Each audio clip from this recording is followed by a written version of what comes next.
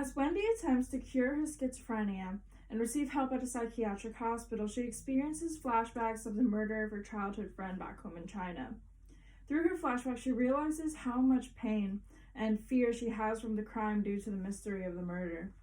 Traumatic events can take such a large toll on a person for a significant amount of time. What terrible thing it was, Esme Wei-Yin Wang. Please answer the following questions about the last 2 weeks. Press return to continue. I press the return key. The next screen offers me 4 selections. I do not feel sad. I feel sad. I'm sad all the time and I can't snap out of it. I am so sad and unhappy that I can't stand it. I glance at the receptionist as though she can help me, but she's looking at her phone. She's perhaps checking the polls, which is what I would be doing if I wasn't obligated to take an intake survey. I examine her face. Has she voted? If so, who would she vote for? The first question stymies me because I'm not here for depression, which is the following questions are clearly meant to evaluate. Even a person without depression could answer, I feel sad for a galaxy of reasons. If the survey were about the election, I might choose, I am sad all the time and I can't snap out of it. Or even, I am so sad and happy that I can't stand it. Which are both interesting ways of describing inner turmoil. Who knows what we can and can't stand? I mean, in my opinion, I've been able to stand it if I'm still alive, and maybe my psychiatrist was wrong and I don't need this consultation for electroconvulsive therapy. On the other hand, perhaps I said yes to the consultation because I can no longer stand the voices and the visions. In terms of depression, however, sadness is not so much my problem. In which case, it might make the most sense to choose I do not feel sad. Yet, it is my belief that this could never be the right answer as long as I am alive. Wendy, a voice says, and I flinch so dramatically that I almost fall out of my chair. It's the doctor. He is white, just like the receptionist. His glasses are John Lennon spectacles. His smile is bland. He is handsome in an unexciting way, like a bachelor on a reality television show. Out of the corner of my eye, I see glossy black shoes hanging, and involuntarily I turn to look at nothing that is there. His name is Dr. Richards. We shake hands with a grip. He says, come with me. Dr. Richards brings me to a messy office with pockmarked walls. The easy chair I sit in smells of bodies and terror. I imagine the others who have sat before me and wonder how many of them have ended up getting electricity shocked through their skulls. Tell me what's brought you here, Dr. Richards says. I've prepared for this. On the bus to the hospital, I stared straight ahead and told myself it was imperative for me to be honest about my situation, no matter how terrified I was or how many stories I'd read online about people who had permanently damaged their ability to form new memories. Goldfish people. I said to Dennis, my husband, who couldn't be here because of work and is so sorry that he couldn't be here to hold my hand. And yet, Dr. Richards' face, which warps and flattens and suddenly seems made of plaster, sucks out all the words I had carefully constructed and lined up delicately in impeccable rows. Until I am vacant, the erasure of my likes and dislikes and the hopes I harbor, leaving nothing but agitation behind, is something that terrifies me about psychosis. I cannot survive another bit of catatonia. I hallucinate. What do you hallucinate? When I was 17, Rebecca Maywa Guo was found hanging from a eucalyptus tree near the outskirts of Poke Valley where I live. To be hanged from this tree was a feat, given its size. Her gleaming shoes dangled far above the heads of the 2 huntsmen who made her noose or the rope that bound her to the branch.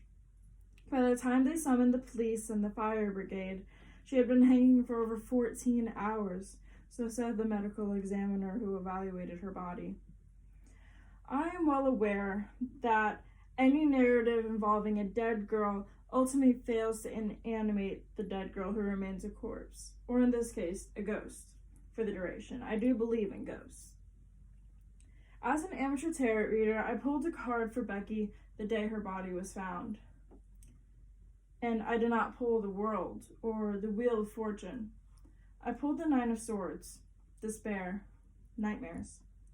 For years I had dreams of which I was the one hanging, and the children were singing of me while I gasped for breath, wiggling like an exotic dark-haired worm on a hook, watching the townspeople laughing from below. I would not know why or how the killer had done it, and because there seemed to be no reason for the act, I would have to keep my head bowed. If she had not been killed in part because of her race, I could, as the saying goes, breathe easier. But I could not assure myself that any more I wipe off my own face. We, the Guo family, insist that the eucalyptus tree where our daughter Rebecca died be cut down. It is easier for us it's too much to bear for us to see the reminder of her death, or to even know that it is there. Mr. and Mrs. Guo came to me to write the letter because they wanted it to be written in perfect English, which they could not do themselves. It was the kind of thing I knew that they would have Becky do, had she lived. Because I wrote this letter for them, I know that they did not ask for a plaque to be installed at the site of her death. They believed without question that the town wouldn't deny them such a thing. And I too knew this and agreed with them without a word spoken. They came to our apartment in the afternoon when neither of my parents were home and asked me to write this letter to the mayor of Hope Valley. I had never before seen Mr. Guo so rumpled and Mrs. Guo so casual. My life had carried enough weight by then, but I had never seen two people so heavy with sadness. I could tell that they were trying not to see Becky and me, but they couldn't help doing so. I looked nothing like Becky.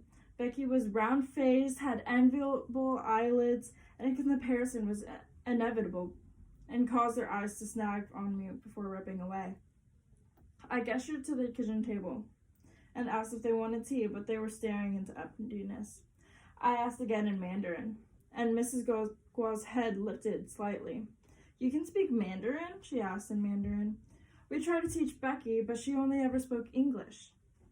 Mrs. Guo said in English, "I went to the kitchen and searched for tea, vaguely aware that we had run out the day before, and that I hadn't asked my parents for money to buy some. I told the Guos with apology that we had run out of tea, but did they want some water?" With enough mundane dilly-dallying, my heart would stop drumming, I thought, nor did I know why I was so afraid. And though in hindsight, I think it was because they emanated grief, like a contagion.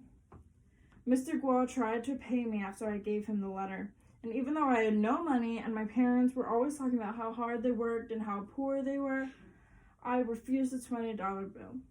But for hours after they left, the apartment smelled like death, pale and blank, dry like dead leaves. After the crime scene tape was removed, I would go to the eucalyptus tree and press my hands against the bark, feeling its warmth beneath my palms, and know that it was breathing, a living thing. Every time I returned, I half expected it to be nothing but a stump, but there it remained, its leaves rustling, its branches looming to remind me of all the corpses that could still hang there. At the time, there were always 2 or 3 bouquets at the base of the tree. Red roses, calla lilies. I would bring flowers sometimes, when I remembered. I imagine there are no flowers left there now. I no longer go to the tree, and I avoid the Guos when I can.